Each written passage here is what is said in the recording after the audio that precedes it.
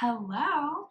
Welcome to meeting 3. Today's topic. Hi. Oh, Randy's here. I think I'm just going to pull him in for the meetings every time. It's just, to me, it's more fun. Let me know what you guys think about the meetings. I actually wanted to touch on that real quick. What do you like best about the meetings, and what would you like to have us dive into next time? If you have any specific questions, comments, concerns that you want addressed, let me know. Today, we're going to cover cravings. And remember, there's no stupid questions, only stupid people. Just kidding. Kind of. No, there are some people. Also, too, just this group. real quick on this. No, this is actually a pretty smart group. The more interactive you guys are and ask questions and dialogue, the more successful you'll be. Jess and I've done a lot of these, and that's ask questions. That's what we're here for. Yeah. So cravings, preparation, and communication. We're going to keep this really short. We are not going to go down rabbit holes. I'm going to keep it 10, 15 minutes max. So cravings. I've been hearing a lot about sweet cravings. And it sounds like a couple of you are like going mad. And I get it, because I have a sweet tooth, and night times have been a challenge. So we wanted to talk a little bit about cravings and how to combat them. What's always worked for us is total abstinence, just cutting out the sugar, going cold turkey, and letting our bodies detox. What helps with that detox is a spoonful of coconut oil. Believe it or not, it actually, do you know scientifically what it does to the body besides just banish the craving? Fat sends the satiety signal to your brain that says, I don't need to eat anything. So there's the science part of it. Yeah. It doesn't help with the emotional side of the craving, so that's something we just have to deal with. So if we're feeling stressed, then it's not really that we're craving sugar, right? We're just having a stressed moment. So we can try like a cup of tea, or pamper yourself with getting your nails, doing your nails at night, taking a nice hot bath, soaking in Epsom salt. So trying to find something else to replace that sugar fix that we normally do or give into. Yeah. With that too, a multivitamin, the more nutrients you're getting into your body and the more nutrient-dense foods, the less cravings you're going to have. And that's why if you guys also stress and lack of sleep and all like those things, I look at cravings as they're an emotion. They're not like your stomach growling. You're actually hungry. Right. So identify why you're having cravings. Maybe you're not getting good sleep. Maybe you had a bad day. Kids driving you crazy. But abstinence is the only way to get rid of cravings. Everybody's a little bit different. Jess had a friend that ate. She was in her 30s and ate like she was 12. Yeah, high school. I mean, literally every meal was through a drive-through, and it took her. She detoxed to the level of a heroin junkie. Like, I'm not kidding. Sick. Diarrhea, So nauseous, nausea that she said was on par with pregnancy, and it took about 14 days for her detox and cravings to start to subside. Yeah. But with that, I think, like for me, it's always been, I put the girls down, and then the quiet of the house is like exciting. Oh, one more good hack. Oh, yeah.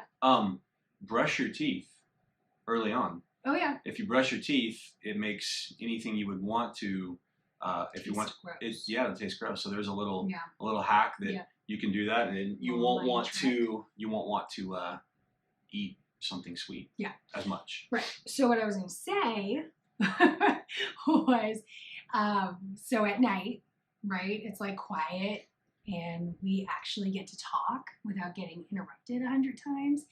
And I want some dark chocolate and like peanuts or macadamia nuts. And since I told you guys we were going to go 18 days without any sugar, I have not, right?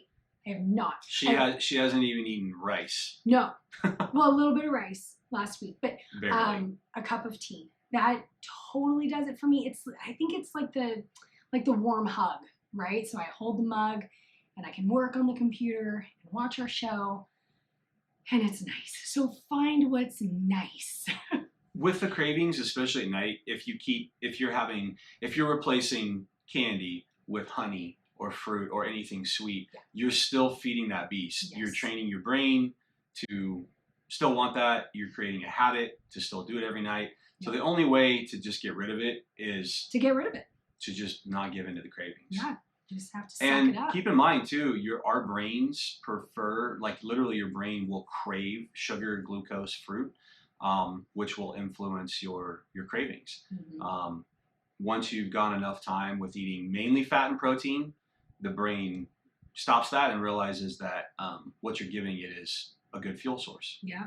Yeah. So like we said, eating the right kind of nutrients early on will set you up for success later on in the day as the evening rolls around too. So not eating sugar, fruit in the morning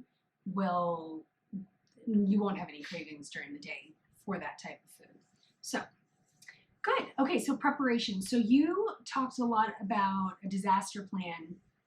Well, you've always talked a lot about having a disaster plan. I'll cover that one, and then Jess can cover the other one. So the best thing that, and I don't know where I came up with it, but is when we were running our transformation challenges. Nancy, you may remember this. So I always say your disaster plan. You know, your kids are sick, you didn't sleep, your life is in chaos, you're having those bad cravings. What are you gonna do? Jess has a few things like a Costco chicken, and heat it up in the oven with vegetables, rice.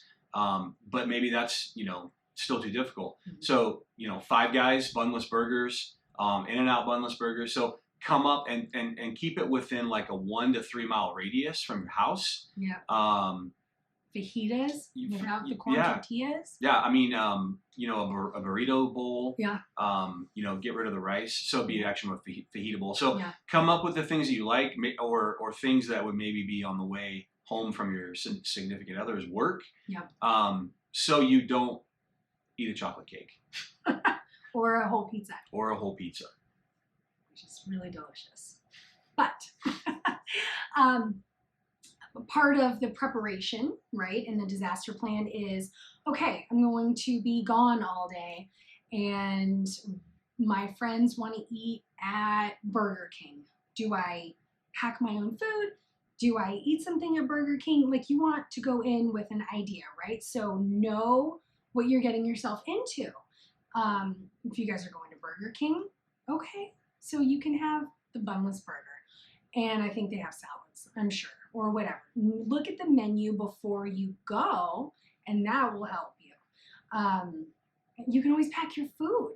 So like Jenny was saying how she packed her lunch for work, and that was huge for her. Because I think she'd probably just go and grab something from the hospital cafeteria. Wow, I cannot think right now. We're at the 8-minute mark. Okay. Yeah, so packing food. Pack your lunch, pack your snacks, eat before you go to the event. Those are all really important preparations to set you up for success. Moving on. Communication. Text or email anytime if you feel like you're on the verge of reaching for that cupcake. I'll slap your hand virtually.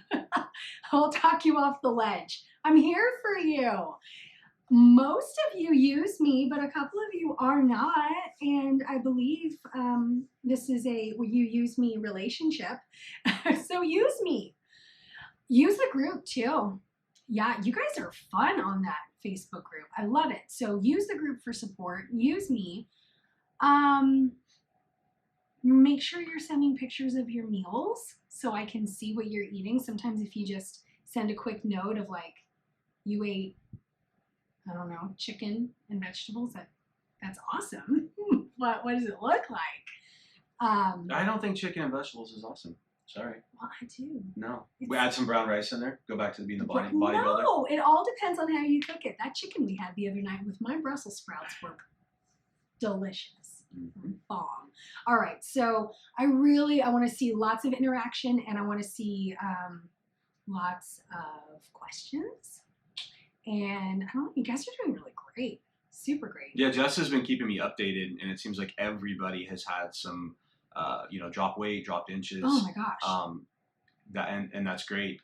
And it's no surprise, but the people who are doing more of the communications are the ones that are doing a little bit better as far as results. So again, it's like there really isn't any stupid questions.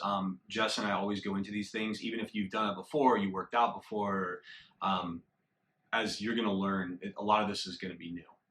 There's not many people out there that are telling you to work out less, sleep more, and eat more of the right things. Yeah. But most people are telling you to eat, chicken and broccoli or chicken, tilapia and asparagus 7 times a day for the rest of your life. Okay, going to real quick, you wanted to touch on grazing and calories. Yeah, so real quick, calories. Just some of you were eating those amazing keto biscuits, which are great. So good.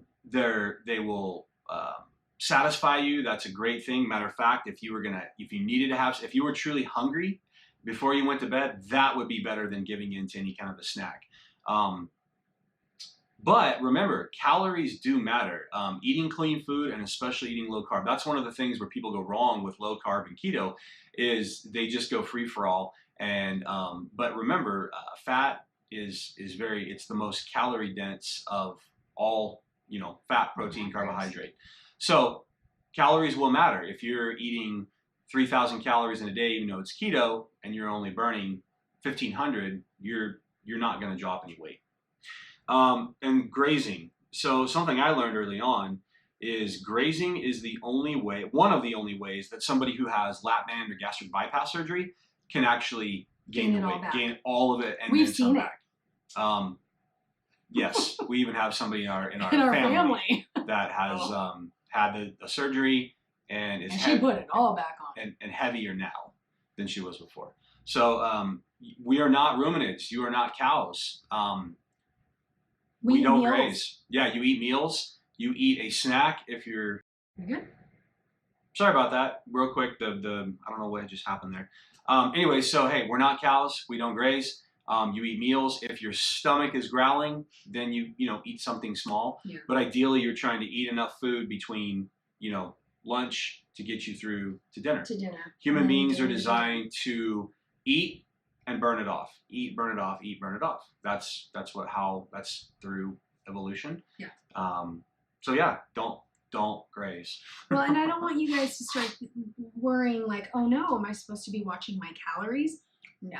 But I mean, we know when we're not really hungry, right? Like when it's there and it's delicious, so I'm just going to eat it. So really start paying attention to that. Are you snacking on peanut butter and apples because like you're truly hungry, or are you just snacking?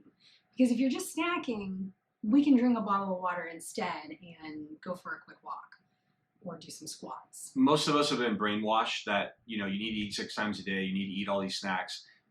It's a huge lie and garbage, and has made most of this country very overweight and sick. Just don't do it. I always tell everybody, let yourself get hungry, let your stomach growl. When your stomach growls, you're hungry. Yeah. I mean, that's or a dip in energy. Yes. Or you start to get cranky. Like those are true hunger Hangry. signs. Hangry. Yeah. Yeah. Awesome. Okay. All right. We're done. Yep. Will you guys please give us feedback and let us know what you'd like us to cover next? I have a whole agenda, but I would much rather tailor it to what you guys want to hear. Yeah, we want this to be interactive. We want to answer whatever your questions are. If Jess doesn't answer them through text or email, or let us know. Totally. All right. Thanks, you guys. All right. Bye. Bye. Have a good day.